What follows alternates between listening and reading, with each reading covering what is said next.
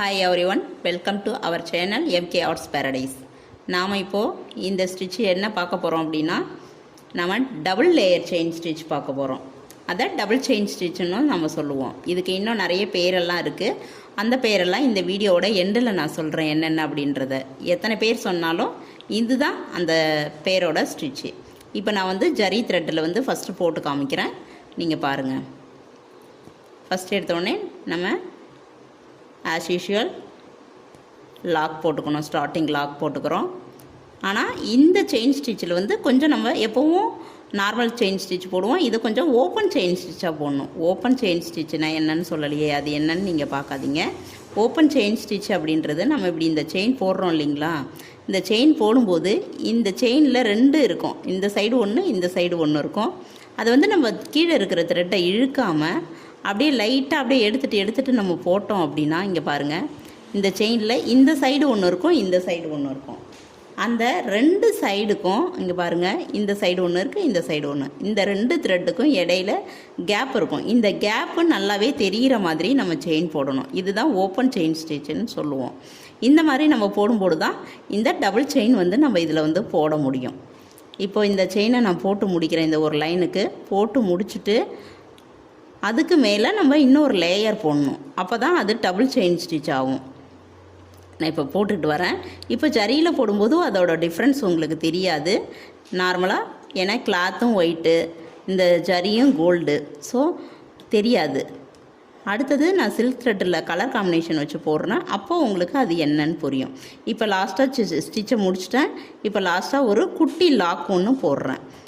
Lock போட்டுட்டு இப்போ நான் ரிட்டனில் திரும்பி இந்த ஒவ்வொரு செயின் இருக்குது இல்லைங்களா, நான் ஓப்பன் செயின் ஸ்டிச் போட்டிருக்கேன் இல்லைங்களா, இந்த ஒவ்வொரு செயினுக்கும் இப்போ இதிலேருந்து இது வரைக்கும் ஒரு செயின் இருக்குது. இந்த செயினுக்கு இடையில ஒரு கேப் இருக்கும். இந்த ஒவ்வொரு செயினோட சென்டர்லேயும் நம்ம ரிட்டனில் போகும்போது குத்தி குத்தி ஒரு செயின் போட்டு போவோம். இதுதான் வந்து நம்ம டபுள் செயின் ஸ்டிச்சுன்னு சொல்லுவோம், லேயர்டு செயின் ஸ்டிச்சுன்னு சொல்லுவோம். ஏன்னா இப்போ இது ஒரு லேயர் போட்டுட்டோம், இதுக்கு மேலே இன்னொரு லேயர் போட போகிறோம். அதனால தான் நம்ம இதை லேயர் செயின்னு சொல்லுவோம். இங்கே பாருங்கள், இந்த செயினோட சென்டர் பகுதின்னு சொல்லிட்டு இந்த சைடும் இருக்கிற அந்த த்ரெட்டை விட்டுட்டு ஏதாவது ஒரு சைடு குத்திடக்கூடாது. இந்த ரெண்டு த்ரெட்டுக்கும் இடையில, அதாவது இந்த ரெண்டு த்ரெட்டுக்கும் இடையில நடு சென்டரில் குத்தணும். இந்த ரெண்டு பாயிண்ட்டுக்கும் இடையில குத்தணும். அப்போது உங்களுக்கு செயின் வந்து அழகாக அது மேலே வரும். இங்கே பாருங்கள், இப்போது நான் பொறுமையாக போட்டுட்ருக்கிறேன். இதுக்குள்ளே லேயர்டாக நமக்கு ஃபார்ம் ஆகிட்டுருக்கு ரெண்டாவது லேயரு. நீங்களும் இந்த மாதிரி ஸ்டிச் பண்ணி ட்ரை பண்ணுங்கள். ஒவ்வொரு லேயரும் நமக்கு அழகாக ஸ்மூத்தாக வரும். ரொம்ப சின்னதாக போட்டுட்டோம்னாலும் இந்த சென்டரில் வந்து நம்ம லேயர்டு வந்து நம்ம போட முடியாது. அதனால் கொஞ்சம் லைட்டாக நார்மல் ஸ்டிச்சை விட கொஞ்சம் பெரிய ஸ்டிச்சாக போட்டுக்கிங்க. அப்போ தான் அந்த லேயர் வந்து அழகாக வரும். அதுபோல் இங்கே பாருங்கள், நான் வீடியோவுக்கு காமிக்கிறதுனால சப்போஸ் ஒரு சில இடங்களில் மிஸ் ஆகிறதுக்கான வாய்ப்புகள் இருக்குது. நீங்கள் ஆனால் கரெக்டாக அதை வந்து போட்டுட்டு வாங்க. இப்போது இந்த லாஸ்ட்டில் வந்து இன்னும் ஒரு செயின் தான் இருக்குது, நான் முடிக்க போகிறேன். அந்த முடிச்சதுக்கப்புறம் எந்த இடத்துல நம்ம லாக் போடணும், குட்டி லாக் போட்டு இந்த லாஸ்ட்டில் போயிட்டு குட்டி லாக் போட்டுட்டு நம்ம ஒரு எண்டு நாட்டும் போட்டு முடிச்சிடணும். இதுதான் டபுள் லேயர் செயின் அப்படின்னு நம்ம சொல்லுவோம்.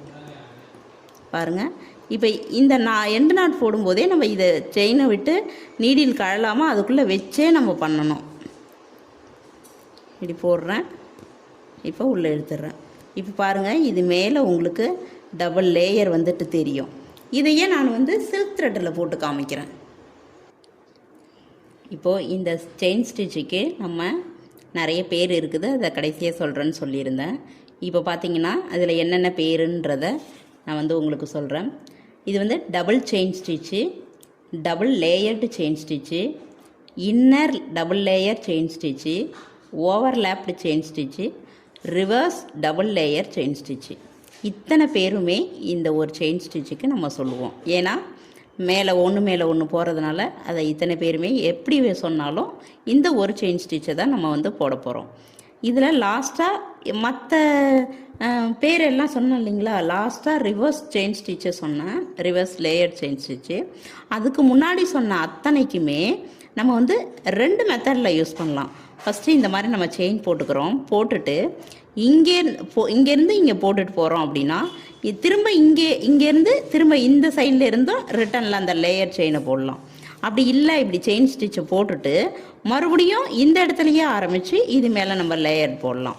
அப்படி 2 மெத்தட்லையுமே வந்து அதுக்கு போடலாம். ஆனால் ரிவர்ஸ் லேயர்டு செயின் ஸ்டிச்சுன்னு சொல்கிறோம் இல்லையா லாஸ்ட்டாக, அதுக்கு மட்டும் என்ன பண்ணால், ஏன்னா ரிவர்ஸ்ன்னு சொல்கிறோம் இல்லைங்களா, அப்போ ரிவர்ஸ்ன்னு சொல்லும்போது நாம் இங்கேருந்து தைச்சிட்டு வந்து இங்கே முடிக்கிறோம் அப்படின்னா இந்த இடத்துல இருந்து தான் நம்ம ரிட்டனில் போகணும். திரும்ப இங்கேருந்து ரிட்டனில் வரக்கூடாது. எண்டு நாட் போட்டுட்டு திரும்ப கட் பண்ணிவிட்டு இங்கேருந்து வரக்கூடாது. எங்கே முடிக்கிறோமோ அந்த இடத்துலேருந்து திரும்ப ரிவர்ஸ் எடுக்கணும். அப்போது அந்த ஒரு டாப்பிக்கு மட்டும் இந்த இடத்துல இருந்து எடுத்தால் தான் அதுக்கு கரெக்டாக இருக்கும். நீங்கள் என்ன டாபிக் வேணாலும் அதில் வச்சுக்கோங்க. ஆனால் இது வந்து டபுள் செயின் ஸ்டிச்சுன்னு சொல்கிறோம். மற்ற எல்லா பேருமே எது சொன்னாலும் இந்த ஒரு ஸ்டிச்சு தான். இப்போ நான் கான்ட்ராஸ்ட்டாக ஜரி த்ரெட்டில் ஃபஸ்ட்டு போட்டுட்டேன். இப்போ கான்ட்ராஸ்ட்டாக வந்துட்டு இந்த க்ரீன் கலர் போட்டிருக்கிறேன்.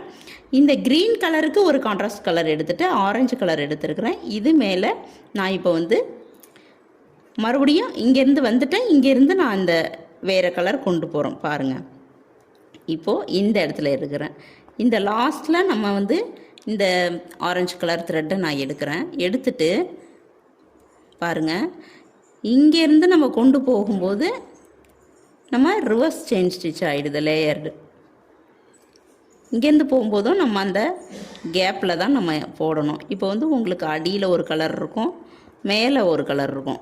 இதோட சென்டரில் நம்ம குத்தி போட்டுட்ருக்கணும். ஏன்னா ஒவ்வொரு செயினுக்குள்ளேயும் போட்டு எடுக்கணும் இல்லையா. அதனால் இன்னொன்று என்னென்னா, இதில் ஒரே அளவு செயினாக நீங்கள் போடுங்க. ஏன்னா நம்ம இதில் டபுள் கலர் கொடுக்கும்போது ஒரு செயின் குட்டியாகவும் ஒரு செயின் பெருசாகவும் தெரியும். இப்போ நீங்கள் பார்த்தீங்கனாலே தெரியும், இங்கே கொஞ்சம் குட்டி செயினாக போட்டிருப்பேன், சின்னதாக தெரியும். இங்கே கொஞ்சம் பெரிய செயினாக போட்டிருப்பேன். அப்போ அந்த பெரிய செயின் வந்து நமக்கு வெளிப்படையாகவே தெரிய ஆரம்பிக்கும். அதனால் சேம் டிஸ்டன்ஸில் இருக்கிற மாதிரி நீங்கள் ஒவ்வொரு செயினையும் நீங்கள் போட்டு செய்யுங்க. இப்போது இதை நம்ம முடிக்க போகிறோம். முடிச்சுட்டு லாஸ்ட்டாக எண்டு நாட் போட போகிறோம். எண்டு நாட் போடும்போது லாஸ்ட் வரைக்கும் கொண்டு போயிட்டு ஒரு குட்டி லாக் போட்டுட்டு என்ன பண்ணுறோம், மறுபடியும் எண்டு நாட் போடுறோம். இந்த எண்டு நாட் போடும்போது நமக்கு சில டைமுக்கு பிரிச்சுட்டு போவோம். ஏன்னா சில்க் த்ரெட்டுன்றதுனால வழுவழுன்னு எடுத்துகிட்டு வரும். நம்ம அப்போ என்ன பண்ணணும்னா கரெக்டாக கொஞ்சம் பொறுமையாக போட்டுக்கிறது பெட்ரு. அவ்வளோதான். இப்போது நமக்கு இந்த செயின் ஸ்டிச்சு முடிஞ்சிருச்சு. இதுக்கு நீங்கள் எக்ஸசைஸ் வந்து ஷேப்ஸு என்ன போடுறீங்க அப்படின்னா, இந்த கர்வ்டு லைனு இப்போது இந்த மாதிரி போட்டோம் இல்லைங்களா, நீங்கள் வந்து ஜரியால் இந்த மாதிரி ஒரு லைனும் த்ரெட்டு வச்சு இந்த மாதிரி ஒரு லைனும் ஸ்ட்ரைட் லைனும் போட்டுக்கிங்க. இதுக்கு அடுத்தது உங்களுக்கு என்ன ஒரு ப்ராக்டிஸ் கொடுக்குறேன் அப்படின்னா, ஷேப்ஸில் இந்த கர்வ்டு லைன் போட்டுட்டு இதுக்கு கான்ட்ராஸ்ட் கலர் மேலே கொடுக்கணும். அடுத்தது இந்த மாதிரி ஒரு டைமண்ட் ஷேப்பில் உள்ள அந்த பாக்ஸு டபுள் பாக்ஸ் போட்டிருக்கிறோம். அதாவது ஒரே பாக்ஸ் தான் இருக்கும், நமக்கு இந்த மாதிரி ஒரு ஹேங்கர் மாதிரி இருக்கும்.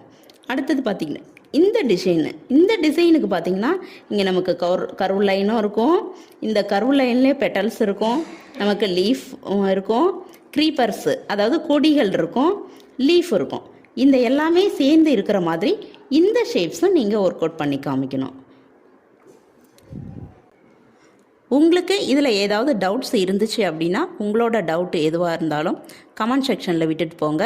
அதுக்கான ரிப்ளை நான் வந்து பண்ணுறேன். மேலும் இதில் இன்ட்ரெஸ்ட் இருக்குது, நான் இதில் இப்போ கற்றுக்கணும் அப்படின்னு நினைக்கிறவங்க மேலே உள்ள இந்த ஸ்க்ரீனில் தெரிகிற நம்பருக்கு கால் பண்ணுங்கள், இல்லை வாட்ஸ்அப் பண்ணுங்கள். Okay, thank you.